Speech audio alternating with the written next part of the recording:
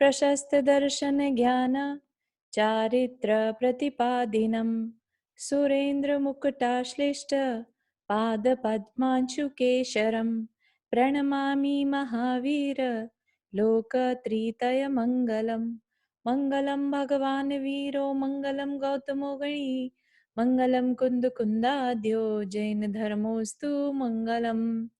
नमो अरिहन्ताणं नमो सिद्धाणं नमो आयर्याणं नमो उवज्झायाणं नमो लोये सवसाहुणम्।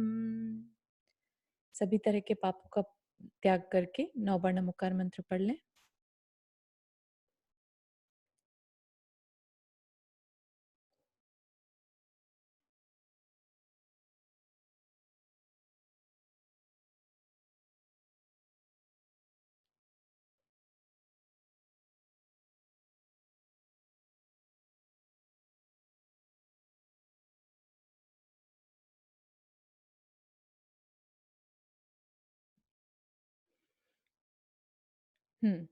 तो हमने last class में रामगिरी और जो देशभूषण और कुलभूषण महाराज थे उनका वर्णन सुना था, केवल ज्ञानी मुनिराज का।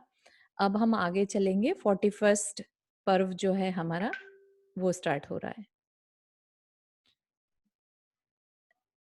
ठीक है, तो ओके शुरू करते हैं। कारू जी, हाँ जी बोलिए। एक बात पूछनी थी मुझे। ये जो इनका समोशरण नहीं होता ना, इनका मुनि महाराज का? समोशरण नहीं होता, जिन जो तीर्थंकर होते हैं सिर्फ उन्हीं का समोशरण होता है। हाँ, हम्म, हाँ, ठीक है, ठीक है, हाँ। चलिए।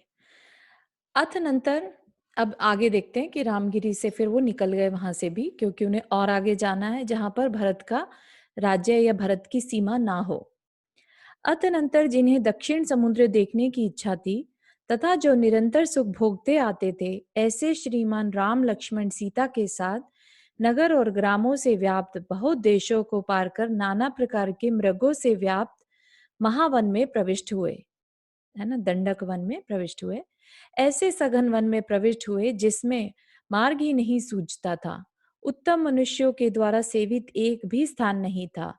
वनचारी भीलों के लिए भी जहां चलना कठिन था, जो पर्वतों से व्याप्त था, नाना प्रकार के वृक्ष और लताओं से सघन था, जिसमें अत्यंत विषम गर्त थे, जो गुहाओं के अंधकार से गंभीर जान पड़ता था, और जहां झरने तथा अनेक नदियां बह रही थी। उस वन में वे जानकी के कारण धीरे धीरे एक कोस ही चलते थे।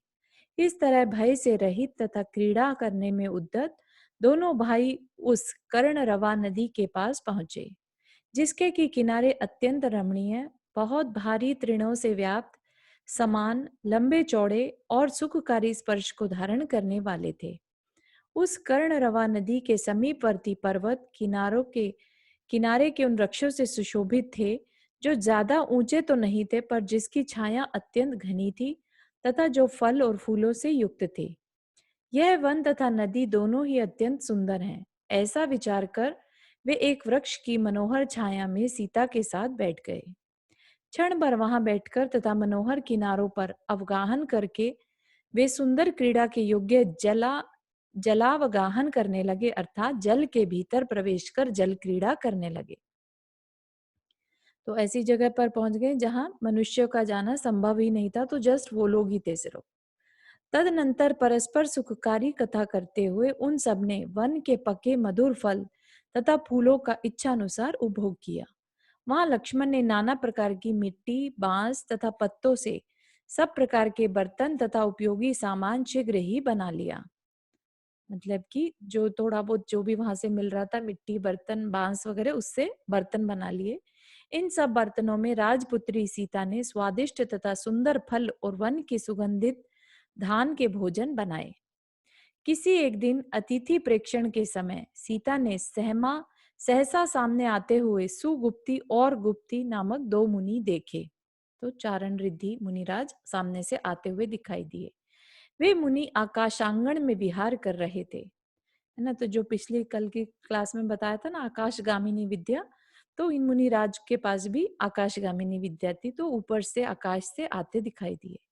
कांति के समूह से उनके शरीर व्याप्त थे। वे बहुत ही सुंदर थे।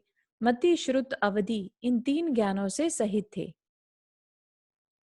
3 ज्ञान थे उनके पास, 5 होते हैं नॉर्मली, राइट? मति, श्रुत, अवधि, मनः, पर्यय और केवल ज्ञान। उनके पास 3 थे, मति, श्रुत और अवधि ज्ञान। अवधि ज्ञान, मति ज्ञान तो हम सबके पास है, मति, श्रुत। अवधि ज्ञान में आगे पीछे का भी पता चल जाता है कि पिछला भव में क्या हुआ था या उससे पिछले भव में क्या हुआ था या इन फ्यूचर क्या होने वाला है।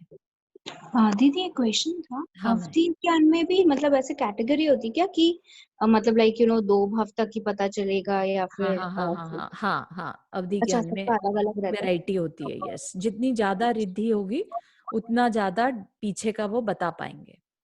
जी। हाँ जी, रुक्मणी जी।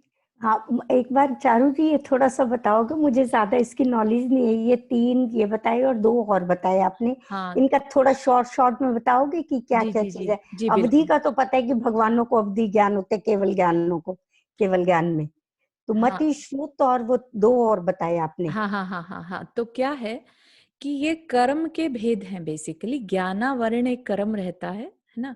हम अच्छा, हाँ हाँ। सभी के हम सभी के ज्ञानावर्णीय कर्म का उदय रहता है जब तक हम सिद्ध नहीं बन जाते या केवल ज्ञानी नहीं बन जाते। ठीक है? तो ठीक है। जितने भी संसार में प्राणी दिखाई दे रहे हैं, लिविंग बीइंग दिखाई दे रहे हैं, हाँ। छोटे से छोटा भी जीव जो है, उन सभी के ज्ञानावर्णीय कर्म का उदय रहता है। ज्ञानावर्णीय कर्म क्या है? बेसिकली ज्ञान को रोकने वाला। ठीक है? अच्छा, हमारे पास ये कैपेसिटी है, इनफाइनाइट नॉलेज रखने की कैपेसिटी है इस सोल में, लेकिन हमने अपने कर्मों की वजह से, अच्छे बुरे कुछ भी कह लीजिए, उनकी वजह से अपने ज्ञान पे आवरण डाल लिया। मतलब उस केवल ज्ञान को, जो हमारे पास इनफाइनाइट नॉलेज थी, उस पर आवरण पड़ गया। ठीक है? ठीक आवरण है। मतलब कवरिंग। हाँ ठीक है? हाँ कर। हम्म। तो वो ज्ञान कितनी प्रकार का है वो बता रहे हैं। ठीक है? अच्छा। जिन पर की आवरण पड़ गया।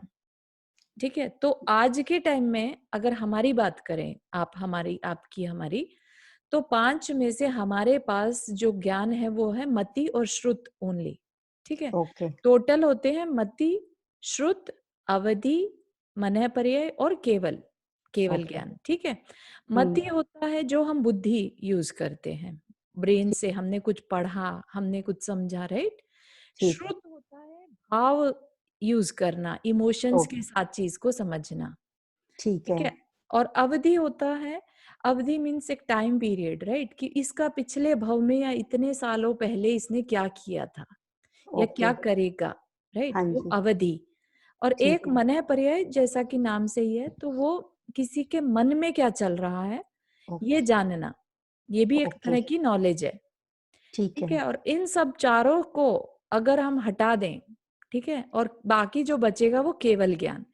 केवल ठीक ज्ञान है। कब प्रकट होता है? जब ये चारों चले जाते हैं, क्योंकि ये ओके। चारों तभी आते हैं जब आवरण पड़ा हो। ओ। ठीक है? जब ये चारों हट जाते हैं, दैट मीन केवल ज्ञान हो गया। ठीक है। ठीक है। Thank you. Thank you. ठीक है, नो प्रॉब्लम। अपन ने अभी देखा था ना, जो देशभूषण और कुलभूषण हाँ महाराज थे, वो हाँ हाँ। उनको केवल ज्ञान प्रकट हुआ था। तो ओके। केवल हाँ ज्ञान हाँ। होने पर ये चारों ज्ञान की फिर जरूरत नहीं रहती है, खत्म हो जाता है, क्योंकि आवरण आने पर ही होता है, ये अधूरा ज्ञान है। Okay. Thank you. Thank you. No problem. ठीक है? तो ये जो मुनिराज आए वो 3 तरह के ज्ञान थे इनके पास, मति, श्रुत और अवधि। जैसे मनः पर्यय होता है, उसके लिए एक और ज्यादा विशेष रिद्धि की आवश्यकता रहती है और तपस्या की जरूरत रहती है, तब मनः पर्यय प्रकट होता है। तो ये जो मुनिराज थे इन तीनों ज्ञानों से सहित थे, महाव्रतों के धारक थे, परम तप से युक्त थे, खोटी इच्छाओं से उनके मन रहित थे। मतलब मन में उनके खोटी इच्छाएं नहीं थी। इच्छा मोक्ष की भी होती है और इच्छाएं खाने पीने की और घूमने की भी होती है। तो जो मोक्ष की इच्छा है उसको बुरा नहीं माना है, जो बाकी की इच्छाएं हैं, संसारिक इच्छाएं हैं, उनको बेकार माना है, खोटी माना है। उन्होंने 1 मास का उपवास किया था। वे धीर वीर थे, गुणों से सहित थे, शुभ चेष्टा के धारक थे, बुध और चंद्रमा के समान नेत्रों को आनंद प्रदान करते थे और यथोक्त आचार से सहित थे। तदनंतर हर्ष के भार से जिनके नेत्रों की शोभा विकसित हो रही थी तथा जिसके शरीर से रोमांच उठ रहे थे, ऐसी सीता ने राम से कहा कि हे नरश्रेष्ठ, देखो देखो, तप से जिनका शरीर कृश हो रहा है तथा जो अतिशय थके हुए मालूम होते हैं, ऐसे दिगंबर मुनियों का यह युगल देखो।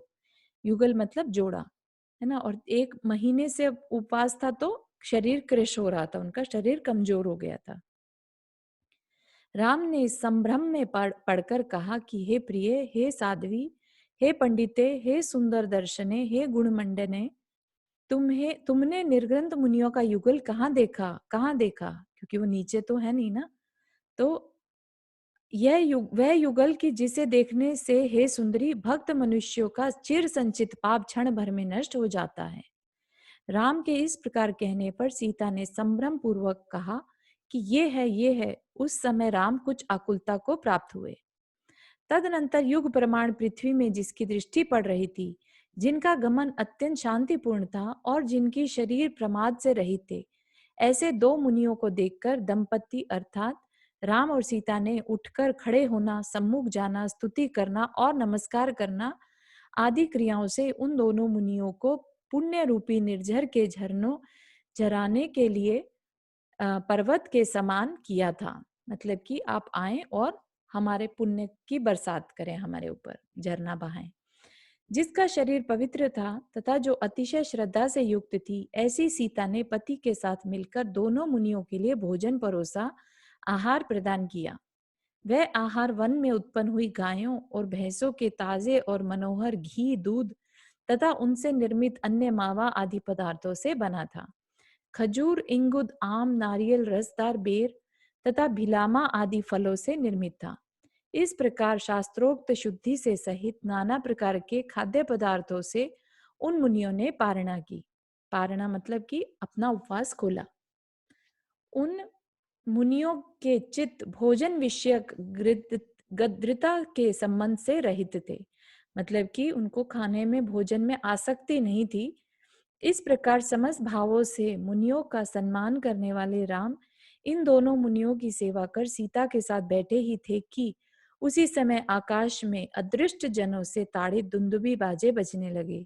घ्राण इंद्रियों को प्रसन्न करने वाली वायु धीरे धीरे बहने लगी। धन्य धन्य इस प्रकार देवों का मधुर शब्द होने लगा। आकाश पंचवर्ण के फूल बरसाने लगा और पात्रदान के प्रभाव से आकाश को व्याप्त करने वाली महाकांति की धारक सब रंगों की दिव्य रत्न वृष्टि होने लगी। इनको क्या बोलते हैं? पंचाश्चर्य। कोई भी अगर तपस्वी का भोजन कराता है या पात्र जो सुपात्र को दान देता है, तो देव लोग जो है वहां से ऊपर से पंच आश्चर्य करते हैं। तो उसमें क्या क्या है? दुंदुभी बजती है, मंद मंद अच्छी सुंदर हवा बहती है, धन्य धन्य की आवाजें आती हैं और फूल बरसते हैं 5 तरह के, और साथ ही साथ दिव्य रत्नों की वृष्टि होने लगती है। तो क्योंकि वो मासोपवासी थे और चारण रिद्धिधारी थे, तो उनको आहार देने से बहुत सातिशय पुण्य का बंध किया उन्होंने। अतनंतर वन के इसी स्थान में सघन महावृक्ष के अग्रभाग पर एक बड़ा भारी गृध्र पक्षी स्वेच्छा से बैठा था। सो अतिशय पूर्ण दोनों मुनि महाराजों को देखकर कर्मोदय के प्रभाव से उसे अपने अनेक भाव समृद्ध हो आए। मतलब उसकी कषाय इतनी मंद हो गई थी कि उसके परिणाम इतने निर्मल हो गए मुनिराज को देखकर कि उसको अपने पुराने भव याद आ गए, जाति स्मरण हो गया। जाति स्मरण जो है वो अवधि ज्ञान से डिफरेंट रहता है, ये ध्यान रखिएगा। जाति स्मरण में खुद के भव याद आते हैं, ठीक है, खुद ने कैसा हमने समय बिता के कहाँ कहाँ से आए हैं। वह उस समय इस प्रकार विचार करने लगा कि यद्यपि मैं पूर्व पर्याय में विवेकी था, तो भी मैंने प्रमादी बनकर मनुष्य भव में करने योग्य तपश्चरण नहीं किया, अतः मुझ अविवेकी को धिक्कार हो। हे हृदय, अब क्यों संताप कर रहा है? इस समय तो इस कुयोनियों में आकर पाप चेष्टाओं में निमग्न हूँ। अब क्या उपाय कर सकता हूँ? मतलब कि अभी गृध्र पक्षी बना है तो गृध्र का काम तो होता है मरे हुए को खाना और हर टाइम ये देखते रहना है कि कौन मरा और कौन नहीं मरा, है ना। तो इसलिए वो अब उसको याद जब आ रहा है तो बड़ी तकलीफ हो रही है कि मैं किस तरह से मनुष्य भव मिलने पर भी मैंने अपना कल्याण नहीं किया, लेकिन अभी क्या कर सकता हूँ।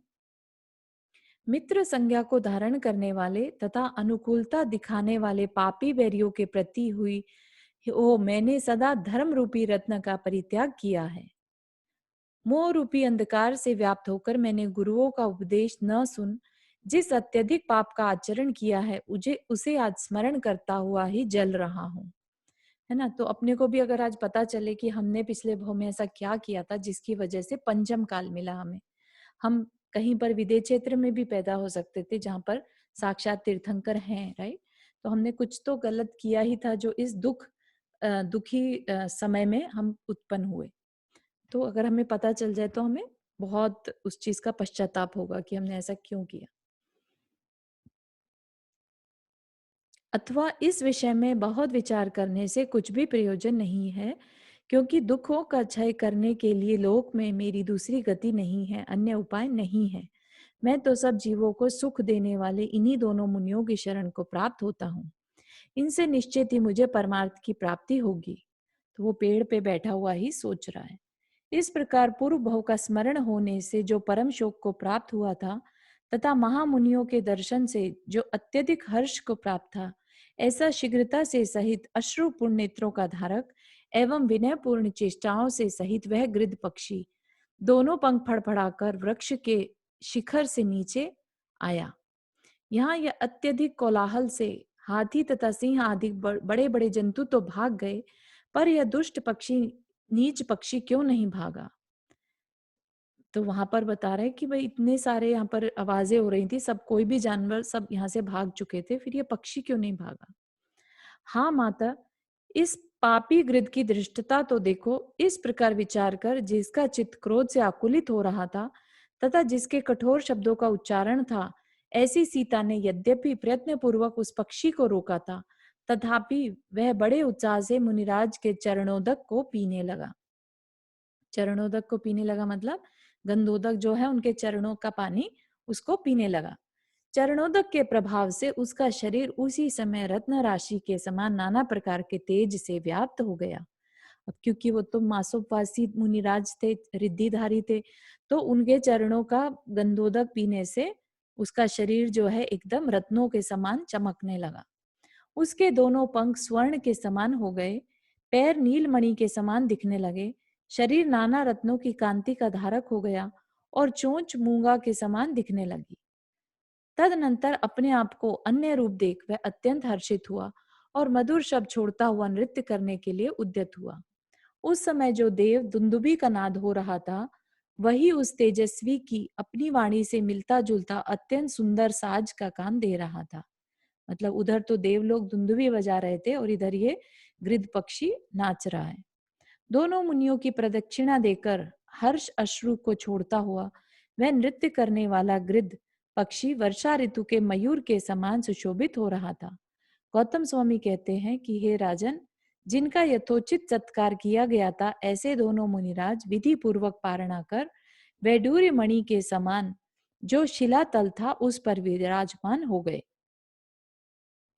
और पद्मरागमणि के समान नेत्रों का धारक गृध्र पक्षी भी अपने पंख संकुचित कर तथा मुनिराज के चरणों में प्रणाम कर अंजलि बांध सुख से बैठ गया। विकसित कमल के समान नेत्रों को धारण करने वाले राम क्षण भर में तेज से जलती हुई अग्नि के समान उस गृध्र पक्षी को देखकर परम आश्चर्य को प्राप्त हुए। उन्होंने पक्षी पर बार बार नेत्र डालकर तथा गुण और शील रूपी आभूषण को धारण करने वाले मुनिराज के चरणों में नमस्कार कर उनसे पूछा, इस प्रकार पूछा कि हे भगवान, यह पक्षी पहले तो अत्यंत विरूप शरीर का धारक था, मतलब बहुत खराब शरीर का धारक था, क्योंकि गृध्र था तो काले रंग का और अजीब से शरीर का था, पर अब क्षण भर में सुवर्ण तथा रत्न राशि के समान कांति का धारक कैसे हो गया? महा अपवित्र, सब प्रकार का मांस खाने वाला तथा दुष्ट हृदय का धारक यह गृध्र आपके चरणों में बैठकर अत्यंत शांत कैसे हो गया? तदनंतर सुगुप्ती नामक मुनिराज बोले कि हे राजन, पहले यहाँ नाना जनपदों से व्याप्त एक बहुत बड़ा सुंदर देश था। मतलब जहां पर इस समय वो लोग हैं, उस जगह पर ही एक सुंदर देश था, जो पतन, ग्राम, संवा, मटम, पुट भेदन, घोष और द्रोण मुख आदि रचनाओं से सुशोभित था। हमने ये वाली चीज एक बार पहले भी डिस्कस की थी ना, आपने उमा जी ने भेजी थी। उसी तरह से यहाँ पर तरह तरह के जगह थी, गांव वगैरह थे। इसी देश में एक कर्ण कुंडल नाम का मनोहर नगर था जिसमें यह परम प्रतापी राजा था। मतलब ये जो गृध्र था ये राजा था। यह तीव्र पराक्रम से युक्त शत्रु रूपी कंटकों को भग्न करने वाला महामानी एवं साधन संपन्न दंडक नाम का धारक था। हे रघुनंदन, धर्म की श्रद्धा से युक्त इस राजा ने पाप पोषक शास्त्र को समझकर बुद्धिपूर्वक धारण किया। पाप पोषक शास्त्र को समझकर, ठीक है। तो यहाँ पर सम्यक दर्शन की बात नहीं हो रही है, बल्कि उसके ऑपोजिट जो पाप को बढ़ाने वाले शास्त्र हैं उनको धारण किया। सो मानो इसने घृत की इच्छा से जल का ही मंथन किया। जल को मथ रहा है ये सोचकर कि इसमें से घी निकलेगा, जबकि जल को मथने से कितना भी मथा जाए तो घी नहीं निकल सकता। ये कह रहे हैं दूध होगा तो ही घी निकलेगा। राजा दंडक की जो रानी थी वह परिव्राजकों की बड़ी भक्त थी। परिव्राजक होते हैं जो पाप पोषक शास्त्र को मानकर और तपस्या करते हैं। क्योंकि परिव्राजकों के स्वामी के द्वारा वह उत्तम भोग को प्राप्त हुई थी। राजा दंडक रानी के वशीभूत था, इसलिए यह भी उसी दिशा का आश्रय लेता था। सो ठीक ही है, क्योंकि स्त्रियों का चित्त हरण करने में उद्यत मनुष्य क्या नहीं करते हैं। मतलब अपनी रानी को खुश करने के लिए राजा ने भी परिव्राजकों को एक्सेप्ट कर लिया। एक दिन राजा नगर के बाहर निकला। वहां उसने एक ऐसे साधु को देखा जो अपनी भुजाएं नीचे लटकाए हुए थे, वीतराग लक्ष्मी से सहित था तथा जिसका मन ध्यान में रुका हुआ था। मतलब कायोत्सर्ग में एक मुनि महाराज दिखाई दिए। कायोत्सर्ग होता है खड़ी हुई अवस्था में महाराज जी अगर बैठे हो तो, खड़े हो तो। पाषाण के समान कठोर चित्त के धारक राजा ने उन मुनि के गले में विष मिश्रित लार से जिसका शरीर व्याप्त था ऐसा एक मरा हुआ काला सांप डलवा दिया। है ना, इसी तरह की एक स्टोरी हमने कहीं और भी सुनी है। कोई शेयर करे? वो राजा सैनिक थे ना? हाँ, राजा हाँ, सैनिक। बोलिए, आप बोलिए, कोई बात नहीं। हाँ, नहीं ठीक है। राजा सैनिक जो वो यशोधर मुनिराज के गले में मरा हुआ सर्प डाला था, है ना, वो खुद ऐसी स्टोरी इस टाइम सुन रहे हैं। है ना, राजा श्रेणी की तो स्टोरी सुन रहे हैं सारी गौतम गंधर से। कैसा लगता होगा उन्हें खुद भी। तो एनीवेज काला सांप। हाँ बोलो। जो कायोत्सर्ग जैसे अभी आपने बोला, तो हम लोग अब जैसे कुछ भी पूजन और उस वक्त कायोत्सर्ग करते हैं तो वो भी हर टाइम खड़े होकर ही करना चाहिए। हम जैसे 9 बार नमोकार मंत्र को भी कायोत्सर्ग बोलते हैं ना। हाँ, नहीं अलग अलग पोजीशंस हो सकती हैं, बैठ के भी होता है। कायोत्सर्ग नॉर्मली खड़े होके करते हैं, जैसे वो बाहुबली स्वामी का है ना, हाथ भी उसमें शरीर से टच नहीं होते, काय का पूरा उत्सर्ग कर देते हैं, वो उत्कृष्ट होता है। अच्छा, ठीक है ना। रुक्मणी जी। हाँ, नहीं, मैं वो राजा सैनिक का ही कह रही थी। ये सिर्फ एक इस वैसे बहुत अच्छे ज्ञानवान थे, लेकिन एक इस पाप की वजह से वो नरक में गए। जी, लेकिन वो नेक्स्ट चतुर्काल जब आएगा तो हमारे तीर्थंकर बनेंगे। बिल्कुल पहले तीर्थंकर बनेंगे राजा हाँ। सैनिक। यस, बिल्कुल सही है। सही है। तो मतलब देखने वाली चीज है कि मुनिराज के साथ मिसबिहेव कैसे भी तरह का हो, चाहे उनका अपमान किया हो, मजाक बनाया हो उनका कभी गलती से, तो बहुत तकलीफदेह होता है। क्योंकि कोई अपने आत्मा के कल्याण की तरफ बढ़ रहा है और कोई उसका मजाक बनाए तो अपने को ही पाप चढ़ता है। ये चीज है ना, अपन उस अच्छे कार्य का मजाक बना रहे हैं बेसिकली। इस वजह से नरक या तकलीफ आती है अपने ऊपर। जब हम किसी अच्छे कार्य का मजाक बनाएं तो अपने ऊपर तकलीफ आती है। चारू, ऐसी जैसे अंजनी ने भी उनकी जो भगवान जी की प्रतिमा बाहर फेंक दी थी, तो उनको भी वो हुआ था, राइट? बहुत अच्छा, बहुत बढ़िया। यस। उन्होंने ऐसा बोलते 22 मिनट के लिए डलवा दी थी, इतने में तो संभाल भी लिया, लेकिन जितने देर पड़ी रही वो बाहर, उतना तो पाप जो बंधा कर्म सहना ही पड़ा। राइट। तो असली चीज ये है कि जो सही है उसको हमें कभी गलत मानने का अपराध नहीं करना चाहिए। सत्य बहुत बड़ी चीज है, बेसिकली यहाँ पर ये कहना चाह रहे हैं, है ना। तो मुनिराज जो हैं, जो सत्य का पोषण कर रहे हैं, जो सत्य की तरफ बढ़ रहे हैं, आत्मा से कर्म को दूर करने की एक प्रक्रिया में लगे हैं, हम उनको स्वीकार ना करके हम उनका मजाक बनाए तो हमने किसका मजाक बनाया बेसिकली? हमने उनकी उस प्रक्रिया का मजाक बनाया कि ये देखो चले आत्मा का कल्याण करने वाले, है ना? तो इसलिए हमें पाप का बंध होता है। हमने सत्य का मजाक बनाया है, ठीक है ना? और हमने तकलीफ किसको पहुंचाई? अपनी आत्मा को पहुंचाई। नुकसान किसको हुआ? मुनि महाराज को थोड़े ना हुआ। नुकसान किसका हुआ? जिसने मजाक बनाया या जिसने जिनेंद्र भगवान की प्रतिमा को बाहर फेंकवा दिया या मुनि महाराज की तपस्या में बाधा डलवाई, है ना? तो सोचने वाली बात है कि हम कर क्या रहे हैं? हम कर क्या रहे हैं? हम सत्य का मजाक बना रहे हैं। तो अब उसने सांप डलवा दिया, तब कह रहे हैं जब तक इस सांप को कोई अलग नहीं करता है तब तक मैं योग को संकुचित नहीं करूंगा, ऐसी प्रतिज्ञा कर वह मुनि उसी स्थान पर खड़े रहे। तो जब तक कि कोई और आके, क्योंकि अपने लिए तो उन्होंने ऐसी प्रतिज्ञा ले ली, उनके तो और अच्छा है कष्ट, उनके तो और तपस्या बढ़ गई इस तरीके से कि प्रतिज्ञा लेने से कि मैं इसी पोजीशन में खड़ा रहूंगा जब तक कि कोई आकर ना ठीक कर दे।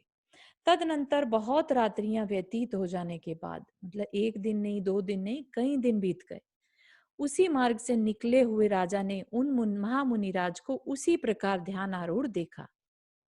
उसी समय जब राजा उन्हें देख रहा था, उसी समय कोई मनुष्य मुनिराज के गले से सांप अलग कर रहा था। राजा मुनिराज की सरलता से आकृष्ट हो उनके पास गया और सांप निकालने वाले मनुष्य से पूछता है कि यह क्या है। इसके उत्तर में वह मनुष्य कहता है कि राजन देखो, नरक की खोज करने वाले किसी मनुष्य ने इन ध्यान आरूढ़ मुनिराज के गले में सांप डाल रखा है। जिस सांप के संपर्क से इनके शरीर की आकृति श्याम, खेदखिन, दूरदर्शनीय तथा अत्यंत भयंकर हो गई है, कुछ भी प्रतिकार नहीं करने वाले मुनि को उसी प्रकार ध्यान आरूढ़ देख, ध्यान आरूढ़ मतलब ध्यान में लगे हुए देख, राजा ने प्रणाम कर उनसे क्षमा मांगी और तदनंतर वह यथास्थान चला गया। उस समय से राजा दिगंबर मुनियों की उत्तम भक्ति करने में तत्पर हो गया और उसने मुनियों के सब उपद्रव कष्ट दूर कर दिए। रानी के साथ गुप्त समागम करने वाले परिव्राजकों के अधिपति ने जब राजा के इस परिवर्तन को जाना, तब क्रोध से युक्त होकर उसने यह करने की इच्छा की।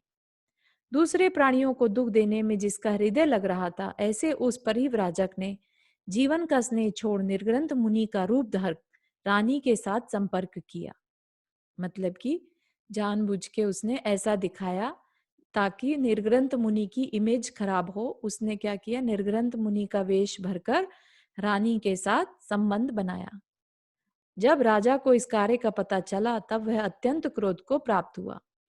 मंत्री आदि अपने उपदेश में निर्ग्रंथ मुनियों को की जो निंदा किया करते थे, वह सब इसकी स्मृति में झूलने लगा।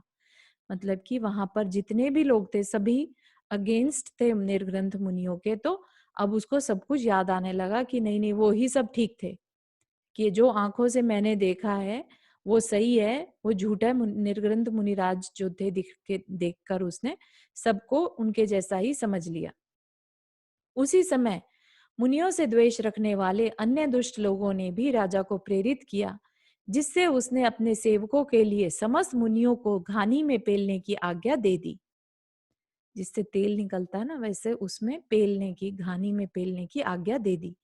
जिसके फलस्वरूप गणनायक के साथ साथ जितना मुनियों का समूह था, वह सब पापी मनुष्यों के द्वारा घानी में पिलकर मृत्यु को प्राप्त हो गया।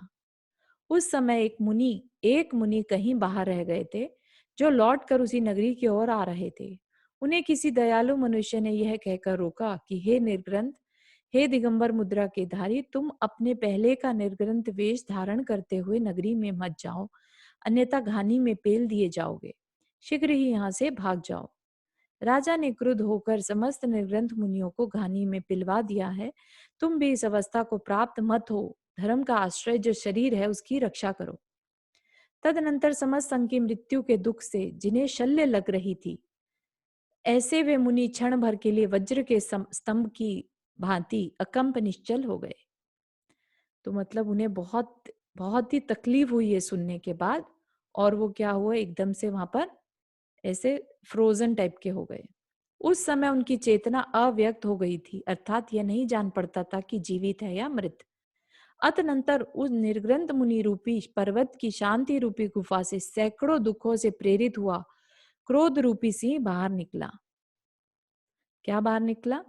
तो वहां पर उनका जो पुतला होता है ना, एक तेजस पुतला, जो रिद्धिधारी मुनिराज होते हैं, उनके पास एक रिद्धि ये वाली होती है कि वो अपने शरीर से अपने ही जैसा एक पुतला बाहर निकाल सकते हैं।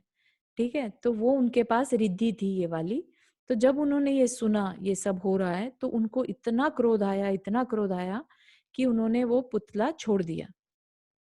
उनके नेत्र के अशोक के समान लाल लाल तेज से आकाश ऐसा व्याप्त हो गया मानो उसमें संध्या ही व्याप्त हो गई हो।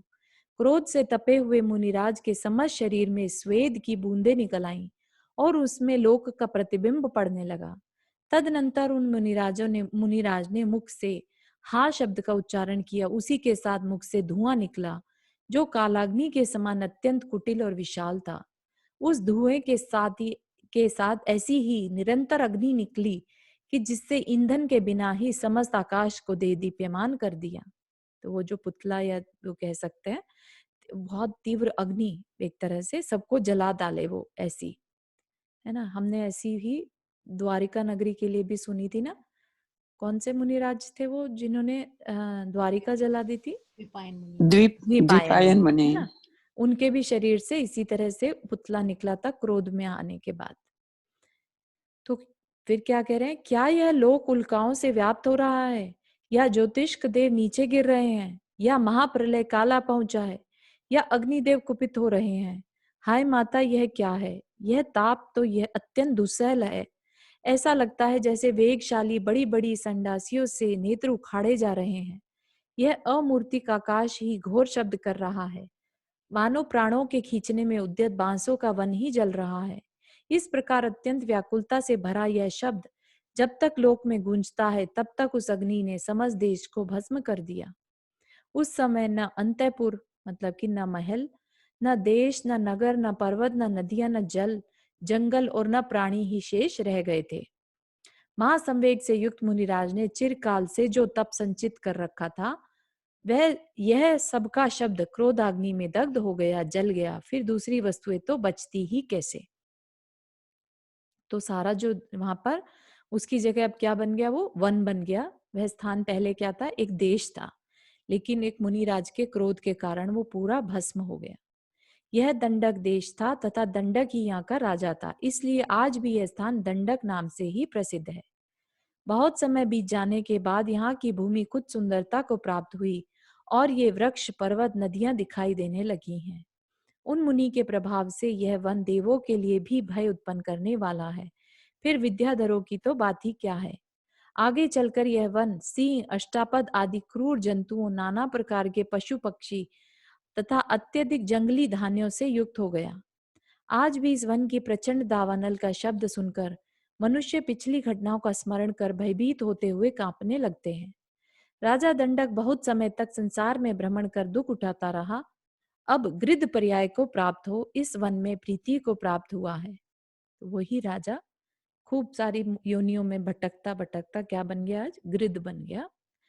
इस प्रकार इस वन में आए हुए अतिशय युक्त हम दोनों को देखकर पाप कर्म की मंदता होने से यह पूर्व भाव के स्मरण को प्राप्त हुआ है ना। तो पूर्व भाव का स्मरण या तो बहुत तीव्र तकलीफ में होता है या फिर पाप कर्म की मंदता में होता है। जो दंडक राजा पहले परम शक्ति से युक्त था, वह देखो आज पाप कर्मों के कारण कैसा हो गया है। इस प्रकार पाप कर्म का नीरस फल जानकर धर्म में क्यों नहीं लगा जाए और पाप से क्यों विरक्त हुआ जाए। है ना, एग्जाम्पल दे दिया कि बार बार अपने को एक ही बात सीखने में आ रही है कि पुण्य में लगो और पाप को छोड़ दो। दूसरे का उदाहरण भी शांति का कारण हो सक जाता है। फिर यदि अपनी ही खोटी बात स्मरण में आ जाए तो कहना ही क्या। राम से इतना कहकर मुनिराज ने गृध से कहा कि हे द्विज, अब भयभीत मत हो, रो मत। जो बात जैसी होने वाली है उसे अन्यथा कौन कर सकता है। धैर्य करो, धरो, निश्चिंत होकर कपकपी छोड़ो, सुखी हो। देखो यह माँ अटवी कहाँ और सीता सहित राम कहाँ, हमारा पड़गाहन कहाँ और आत्म कल्याण के लिए दुख का अनुभव करते हुए तुम्हारा प्रबुद्ध होना कहाँ? कर्मों की ऐसी ही चेष्टा है। मतलब कि कहाँ तो ये दंडक वन, महाअटवी, महाअटवी मतलब महाजंगल, कहाँ तो ये राम सीता यहाँ पर आए और उन्होंने हमारा पड़गाहन किया, और अगर पड़गाहन नहीं होता तो तुम्हारा आत्मकल्याण का अनुभव कैसे होता, है ना? तो ये सब क्या है? कर्मों की चेष्टा है, मतलब कर्मों का ही खेल है। कर्मों की विचित्रता के कारण यह संसार अत्यंत विचित्र है। जैसा मैंने अनुभव किया है, सुना है अथवा देखा है, वैसा ही मैं कह रहा हूँ। पक्षी को समझाने के लिए राम का अभिप्राय जान सुगुप्ति मुनिराज अपनी दीक्षा तथा शांति का कारण कहने लगे। तो अभी तो पक्षी का बता दिया कि ये पक्षी ऐसा क्यों आपके अभी तो कुरूप था और अभी इतना रत्नमयी और इतना सुंदर कैसे दिखने लगा, तो ये बता दिया। अब सुगुप्ति महाराज अपनी दीक्षा और शांति का कारण बता रहे हैं। तो उन्होंने कहा कि वाराणसी नगरी में एक अचल नाम का प्रसिद्ध राजा था। उसकी गुण रूपी रत्नों से विभूषित गिरी नाम देवी नाम की स्त्री थी। किसी दिन त्रिगुप्त, इस सार्थक नाम को धारण करने वाले तथा शुद्ध चेष्टाओं के धारक मुनिराज ने आहार के लिए उनके घर प्रवेश किया। सो विधि पूर्वक परम श्रद्धा को धारण करने वाली गिरी देवी ने अन्य सब कार्य छोड़ स्वयं ही उत्तम आहार देकर उन्हें संतुष्ट किया। जब मुनिराज आहार कर चुके तब उसने उनके चरणों में मस्तक झुकाकर किसी दूसरे के बहाने अपने पुत्र उत्पन्न होने की बात पूछी। मतलब कि अब उनके घर में पुत्र होगा कि नहीं, ये बात पूछी। उसने कहा कि हे नाथ, मेरा यह गृहवास सार्थक होगा या नहीं, इस बात का निश्चय कराकर प्रसन्नता कीजिए। तदनंतर मुनि यद्यपि 3 गुप्तियों के धारक थे। 3 गुप्ती क्या है? मन, वचन और काय। तो 3 गुप्ती के जो धारक होते हैं वो हमेशा अपने में ही रहते हैं, उन्हें बाहर में कुछ भी परवाह नहीं रहती। तो वो 3 गुप्ती के धारक थे। तथापि रानी की भक्ति के अनुरोध से वचन गुप्ती को तोड़कर उन्होंने कहा कि तुम्हारे 2 सुंदर पुत्र होंगे, है ना? गुप्ती के धारक जो होते हैं वो बोलते नहीं है, लेकिन उन्होंने फिर भी अपनी गुप्ती को तोड़कर कहा कि तुम्हारे 2 पुत्र होंगे। तदनंतर उन त्रिगुप्त मुनिराज के कहे अनुसार 2 पुत्र उत्पन्न हुए। सो माता पिता ने उन्हें सुगुप्ती और गुप्त इस प्रकार नाम रखे। वे दोनों ही पुत्र सर्व कलाओं के जानकार, कुमार लक्ष्मी से सुशोभित, अनेक भावों से रमण करते तथा लोगों के अत्यंत प्रिय थे। उसी समय वहीं पर पैरेलल में यह दूसरा वृत्तांत हुआ कि गंधवती नाम की नगरी के राजा के सोम नामक पुरोहित था। उसकी स्त्री के सुकेतु और अग्निकेतु नाम के 2 पुत्र थे।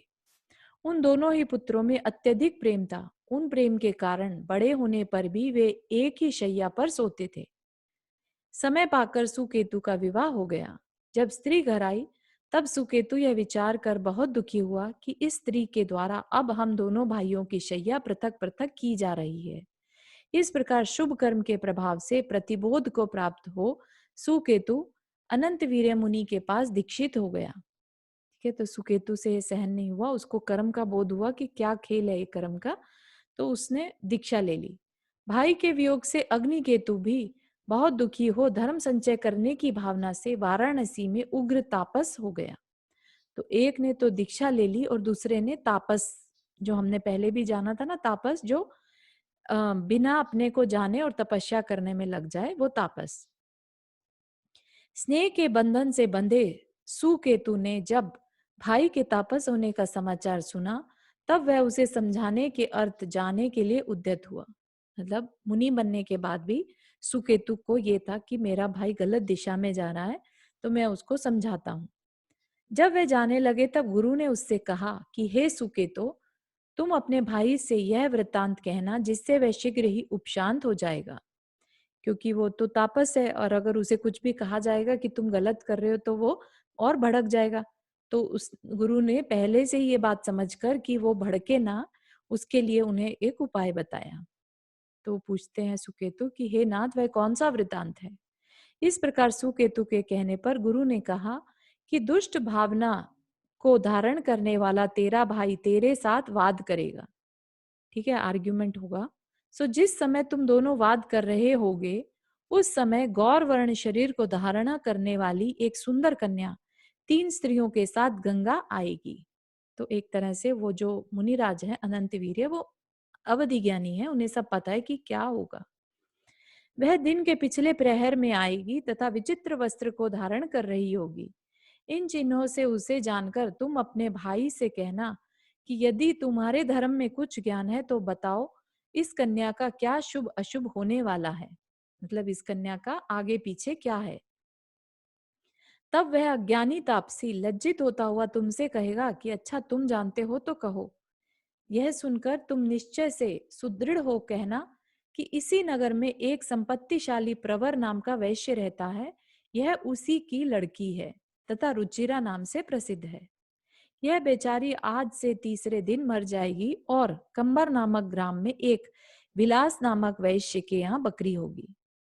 तो क्या है कि उस नगर के प्रवर नाम का एक व्यापारी है, उसकी लड़की है, बेटी है, और क्या होगा, 3 दिन मर के वो विलास नाम के एक व्यापारी के यहाँ बकरी होगी।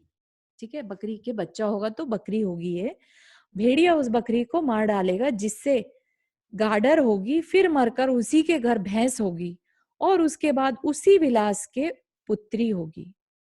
तो पहले एक प्रवर नाम के व्यापारी के घर बेटी है, फिर विलास नाम के व्यापारी के पुत्री बन जाएगी। वह विलास इस कन्या के पिता का मामा होता है। ऐसा ही हो, इस प्रकार कहकर तथा गुरु को प्रणाम कर हर्ष से भरा सुकेतु क्रम क्रम से तापसों के आश्रम में पहुंचा।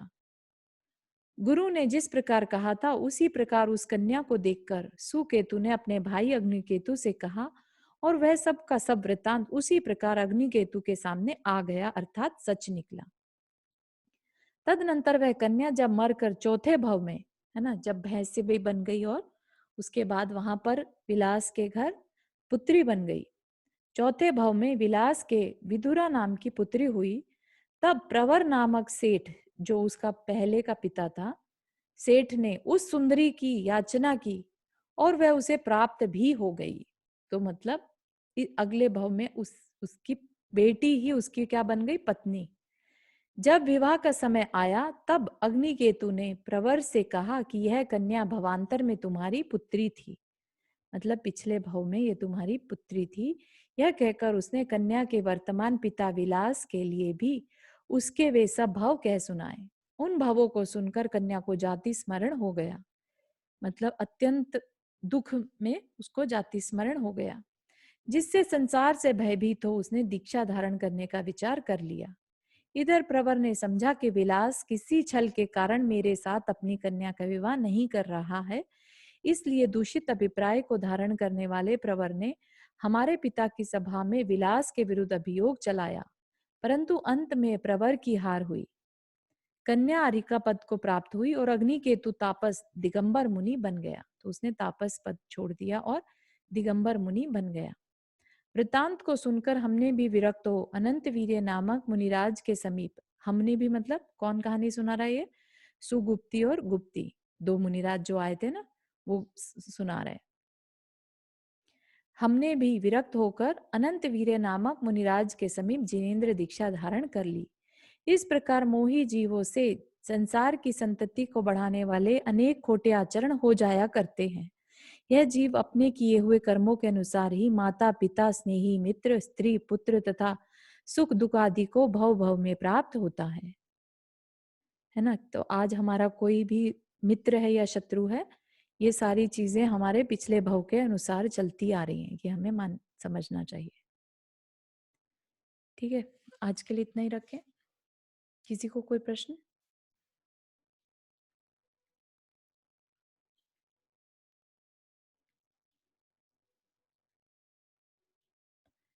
कितना कहानी एक के बाद एक चलती जा रही है। हाँ, यही चारू मैं कह रही, थोड़ा सा ना कंफ्यूजन सा हो रहा है, एक के बाद दूसरी आ रही है जैसे। अच्छा, तो राम सीता अभी उसी वन में जहाँ पे जी ये जब जी दिखा। हाँ, तो उन्होंने क्या किया ना, वहां पर जब दंडक वन में पहुंचे जहां मनुष्य नहीं जा सकते थे, काफी भयानक वन था, तो वहां पर सीता खाना बनाने लगी, राइट। तो वहां पर 2 चारण रिद्धि आकाश मार्ग से आए, उनने उनको खाना भोजन कराया। ठीक है, भोजन जब कराया तो वहीं पर एक गिद्ध पक्षी बैठा था और उसको अपना जाति स्मरण हो आया। ठीक है, वो गिर गया वहीं पर उनके पैरों में और जो उनका चरणामृत था वो उसने पिया। पी लिया, उससे पीने उसका के वो बाद हाँ, शरीर हाँ, उसका बहुत सुंदर हो गया, जिस पर कि सुंदर फिर राम ने प्रश्न किया कि ऐसा क्यों हुआ? तो फिर उन्होंने बताया कि ये जो जहाँ वन है आज, वहां पर पहले नगर था और ये उस नगर का राजा था। और इसने ओके। क्योंकि इतने मुनियों को घानी में पिलवाया था, मरवाया था, हम्म, ठीक है, तो उसकी वजह से ये बहुत इसने अपने पापों को सहन करते हुए आज गृध बना है। अच्छा। लेकिन अब जाति स्मरण हो गया तो इसका कल्याण होने वाला है। ठीक है, फिर और उन्होंने कहा कि अच्छा उसका तो समझ में आ गया, आप लोग यहाँ पर कैसे, है ना? तो वो अपनी फिर कहानी सुना रहे हैं।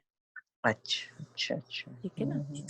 तो या हम्म, आई अंडरस्टैंड कि काफी सारे चीजें एक साथ हो गई तो थोड़ा हाँ। कंफ्यूजन है, लेकिन अपन धीरे धीरे समझेंगे तो समझ में आएगा। मेन चीज यही है कि मतलब दोनों मुनि अपनी कहानी सुनाने लगे हैं। जी जी, ओके। तो उन्होंने उनके राज्य में जो पुरोहित के 2 पुत्र थे, सुकेतु और अग्निकेतु, है ना? उनकी कहानी के कारण उनको वैराग्य हो गया, तो फिर उन्होंने अब दीक्षा ले ली अनंत वीर्य मुनिराज के पास। तो फिर उनको कैसे वैराग्य हुआ वो कहानी बताई, है ना? कि एक सेठ की अपनी ही पुत्री से कल को उससे विवाह करने की बात उसके मन में आ रही है, ये देखकर उनको वैराग्य हो गया। ठीक है, okay, thank you. No problem. हाँ जी, रुक्मणी जी।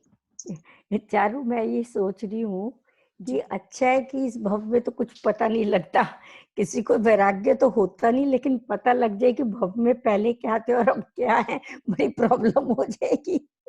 हाँ, प्रॉब्लम हो जाएगी, लेकिन आप ये देखिए जो मुनि बनते हैं वो वैराग्य के कारण ही बनते हैं। ठीक है, हम भले ही आज अपना नहीं जानते, लेकिन ये जो कथाएं हैं, राइट, हाँ ये हम अपने ऊपर घटित मानकर किसी को इनको पढ़ने से वैराग्य भी हो जाता है ना? तो ये एक निमित्त बन सकते हैं वैराग्य बढ़ाने का। हाँ, वैसे ये तो है, लेकिन हाँ, वो हालांकि ठीक है कि हमें नहीं अपना नहीं पता चलता, तो अगर हाँ, अपना पता चल जाए तो और ज्यादा हम जल्दी से अपना वैराग्य में आ जाएंगे। हो लेकिन ये सकता जितना, है। हाँ, बिल्कुल, है ना? यस। जी, आएगा चलिए, कि अपन पता नहीं क्यों क्यों इस जीवन में अपन ऐसे बने, हाँ, बिल्कुल, अपने आप ही आएगा। बिल्कुल, बिल्कुल, बिल्कुल, हमने भी कुछ किया होगा जो ऐसा, लेकिन चलिए अच्छा है, जैन नहीं, लेकिन धर्म उच्च कुल में प्रभावना मिला हुई है, है, जैन धर्म में उस कुल में जन्म लिया, ये भी उच्च अच्छा कुल ही है में, हाँ जी, कि बिल्कुल, कुछ तो कर्म अच्छे किए ही कुछ होंगे। तो कर्म अच्छा, यस, यस, बिल्कुल, बहुत और बढ़िया, ये अब चारू जी से सुनने को मिला, मुझे तो बहुत ही अच्छा लग रहा है ये सुन के। अच्छा, लगता है अभी आपने कहा ना बंद करें, मुझे लगा रहे इतना टाइम अच्छा, हो नहीं, नहीं, टाइम हो गया, हमें टाइम का भी ध्यान रखना है। नहीं नहीं, वो तो है, बिल्कुल बिल्कुल। Thank you so much. No problem, no, बढ़िया, बहुत अच्छा। चलिए जिनवानी स्तुति करते हैं ताकि फिर हम कल ओके। भी इसी क्लास को फिर से कंटिन्यू करेंगे। जावाणी के ज्ञान से सूझे लोकालोक, सो वाणी मस्तक धरो सदा दे तो दो। हे जिनवाणी भारती तो ही जपो दिन रैन, जो तेरा शरणा गए सो पावे सुख चैन। 9 बार नमो करना।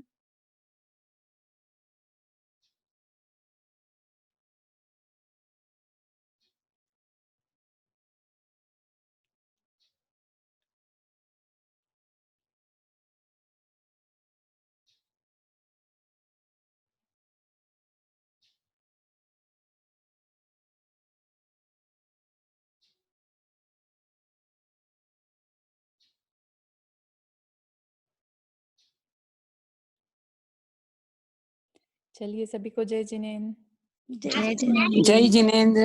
सबको जय जय जिनेन्द्र। जिनेन्द्र। Thank you. जय जिनेन्द्र।